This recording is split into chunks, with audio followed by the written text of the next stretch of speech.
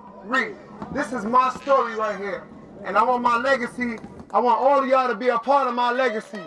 So y'all living it right now, each and every day. Everybody living it. Y'all part of something, y'all part of something, y'all part of something, y'all part of something. You have come to know him as Starbury. Synonymous with success, Stephon Marbury is no stranger to fame and accolades.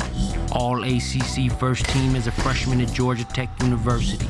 Only the 5th freshman in NCAA history to do so. Selected 4th in the 1996 NBA draft, widely known as one of the greatest draft classes in NBA history. 2-time NBA All-Star, 2-time All-NBA selection. All-time single-game Team USA Olympic scoring leader with 31 points against Spain in 2004. Not bad considering who preceded him. 31 points. One of only 2 players in NBA history to average 20 points per game and 8 assists per game over an entire career. Stephon Marbury and Oscar Robertson.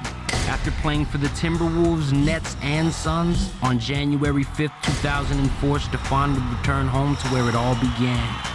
The Garden. The Garden. The Garden. But long before Stephon would be the gatekeeper of Madison Square, he would learn his skills in another garden, in Coney Island. You know the stats, but the real story is a family affair. 5 brothers in Brooklyn would all attend Division I NCAA schools, a feat that had only been accomplished once nearly a century ago. Some called it a dynasty. However, one solitary quest eluded the 5 brothers, winning the New York City High School Basketball City Championship. This is the Marbury Dynasty. The story of Stephon Marbury.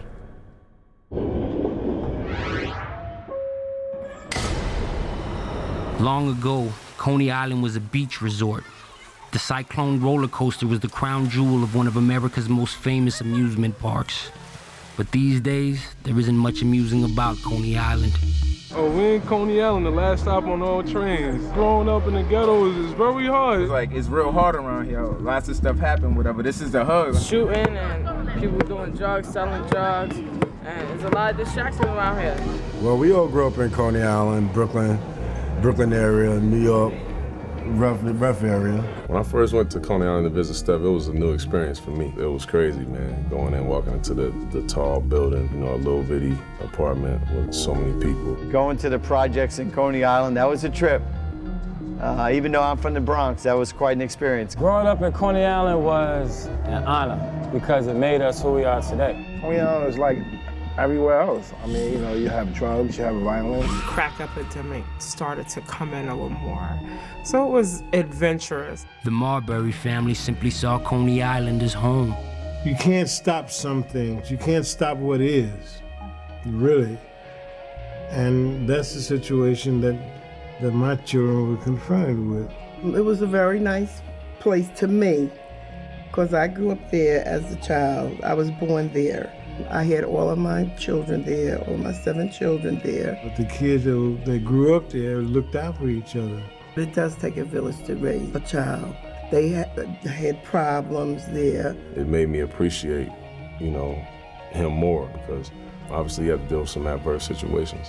You just try to make sure that your children and the children around you don't get involved like that. There are strong women in the Marbury home, and for child number 6, there was plenty of nurturing. We just did the best we could. Growing up in Coney Island was the best thing that probably could ever have happened to me. And the atmosphere that my mother created in our household, she always made us feel like if you have love inside your home and you have care, it doesn't matter where you live at. The only name that mattered in this family was Marbury. Their mission was very clear. I like to say thanks to my beautiful black queen mother, my father, for my brothers, my beautiful 2 sisters. I just want to say thanks to everybody. Let us do it together. We can do it together. It was never I in our household, it was always we. We had a lot of love for each other, so I think that's what pulled us through. My sister Stephanie was like, she's my everything. She's like my mother. Well, she said to me, she said, Mommy, if you name him after me, I'll take care of him. And my mother was on child number 6, so she was like, Oh yeah? No problem. Bing. And she was true to her word. So I remember when you become a teenager and you want to chase boys and do different things, and now you got this 4- and 5-year-old that I would literally have to sneak out to get away from. Pampers, everything. She did all of them. My mom said, "You said if you name him after you." I said, "Change his name." So that is how he got his name, Stephon Xavier Marbury. Two-time NBA champion Kenny Smith is a legend from the same hard-knock streets of New York. A basketball legend who passed the point guard tradition eventually down to Stephon. Yeah, I played against various eras with, seeing his brothers play. And it's a basketball family. Everybody in his family touched the basketball. That was the way of life. The inspiration part and the temptation of not playing basketball, it always collided. Because if you ever thought about not playing basketball, you're gonna get your head knocked off. That's just how it went in my family. Tom Konchalski was named one of the most influential people in sports by New York Magazine. For decades now, he's published reports on high school basketball players throughout the country. His mind is like a steel trap as far as high school basketball stats and general information goes. He knows of the Marbury legacy very well. The oldest brother, Eric, his nickname was Skydor. Eric was the best athlete of the bunch. He was an extraterrestrial athlete and went to the University of Georgia, was there 1 year ahead of Dominique and played with Dominique Wilkins. Then Donald came along, got out of Lincoln in '82, went to a junior college, ended up going to Texas A&M, and he was a little more of a guard than Eric was. He was Sky Pup, they called him. The third one, Norman, who got out in 1990, was an all-city player a couple of times, signed with Tennessee, didn't end up there, ended up playing briefly for St. Francis of Brooklyn. He was more of a guard than even Donald, and from an early age, he was projected as the best up to that point. Together, the three oldest brothers, Eric, Don, and Norman, formed a pyramid of basketball excellence. There are three sides to a pyramid.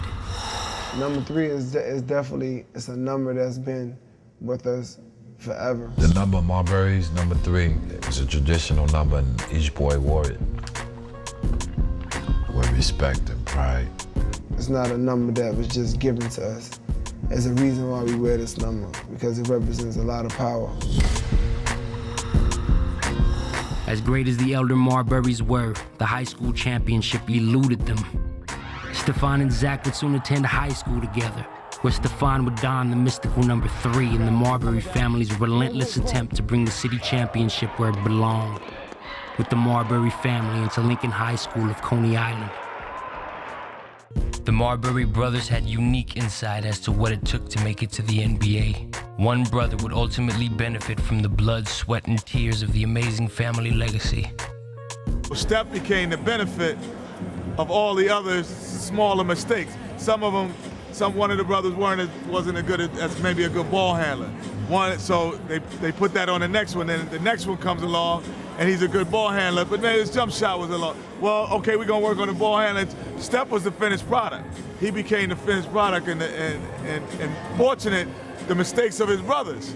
If it wasn't for his brothers, Steph wouldn't be the player he is, because they, I think, fine-tuned him, knowing the things that they needed in their games, which is a great benefit to have. I kind of like to think of myself as a combination of all of their games intertwined into one. Eric Marbury was drafted number 2 in the 6th round of the 1982 NBA draft by the San Diego Clippers.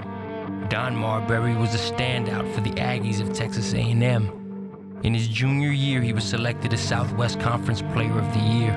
Norman, the best athlete of the family, was hampered by academic problems and bounced around from school to school, labeling him as inconsistent to scouts. And young Moses, or Zach, enjoyed success at the University of Rhode Island. So much so he declared early for the 2001 NBA draft. Bound to be the second Marbury to make it to the league, but to the surprise of many, Zach went undrafted. Today he's trying out for many D-League teams bent on making it into the league. Emmanuel Book Richardson is the Director of Basketball Operations at the world-famous Gauchos of the Amateur Athletic Union, or AAU. Tom Konchalski, I remember saying this in the 5-star camp, that you have a better chance at being a brain surgeon than playing in the NBA. You have a better chance at being struck by lightning than playing in the NBA. There are 400 jobs in the NBA. There are over 330. There are over 300 Division I colleges and universities. There are another about 200, 300 Division II. Then there's Division III. Then there's NAIA Division I, II, and III. And what about the guys who are already in the league? So I think a lot of our kids don't realize that, it's almost like winning a lottery to be put or thrusted into that position. New York in itself, as great and as beautiful as it can be, as much as I love this place, there's just so many rigors that you have to go through as a child just to say, hey, I'm at school. So I think just being in New York, I think if the Marburys were in North Carolina, the competition probably wasn't the same there, but I think God blessed that family with a lot of talent. I think you have 4 boys in the NBA. They could have been NBA ball players. They all know that. They don't know that. But like we say, we got caught up in life, all right? In some situations that we couldn't get out of. We could, but at the time we were kids, growing up. So, but that's where Stephon Marbury took that part and said, I'm going to make it. Why? Of course, this is the obvious question about the Marbury brothers not making it to the basketball plateau. However, for this family, their goal was achieved through one, Marbury winning. Well, I think that they all equally had a great influence on Stephon. I mean, if I can say anyone in particular, it would probably be the 3 oldest, because it was through their challenges and their shortfalls that he actually learned. And I think that helped him to actually realize not just his dream, but a family dream of having one of my brothers play in the NBA. When the question of the why comes into play for the Marbury boys, emotions run high. His mind was different from mine. He was hungrier than me. That's why he went right in. He was at it. He knew that he had to do something in order for my family to be where we are today. I trained very hard, but I wanted to be very rich, beyond your imagination, almost like a zillionaire.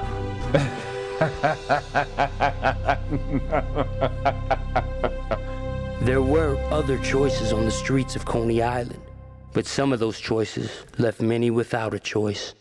Eric stood tall and made the right choices. His little brothers followed. We lived in the ghetto. We didn't have anything. We worked on the beach and we went to school. We was honest kids. We didn't take guns and we didn't take drugs to try to make money. We could have, but I wouldn't be sitting here talking to you. That's another part of me. But we ain't never had nothing. When Steph went to high school, he was like everybody else. Right shit with his 10 cents, get his dollar sometime for my mother, get his cookie and his milk, and that was it, keep moving. Stephon was aware of the pitfalls as a very young boy. He was focused, driven by love and wanting the best for his family. And it's like one Christmas, we ain't have no tree, man. We had to put like one of the little rinky-dink trees up that you make, that you stick inside the hose, a little green, you punch them in. I knew that it was hard for my mother, because I seen it. I seen her walking in blizzards, walking to go to work, walking from kids to go take care of kids. You know what I'm saying? So I witnessed that, where the whole project area is covered with white, and you only see her footprints. That's what pushed me. That's what pushed me. That's what got me out of the hood. The Marbury ultimate basketball dream was to play in Madison Square Garden. In the meantime, they would plant their seeds in the concrete of Coney Island, where their imagination bloomed and their desire was born. And you could look right out the window from outside of the buildings and you could see the court. Eric was the architect, and he inspired the younger brothers to believe in greatness.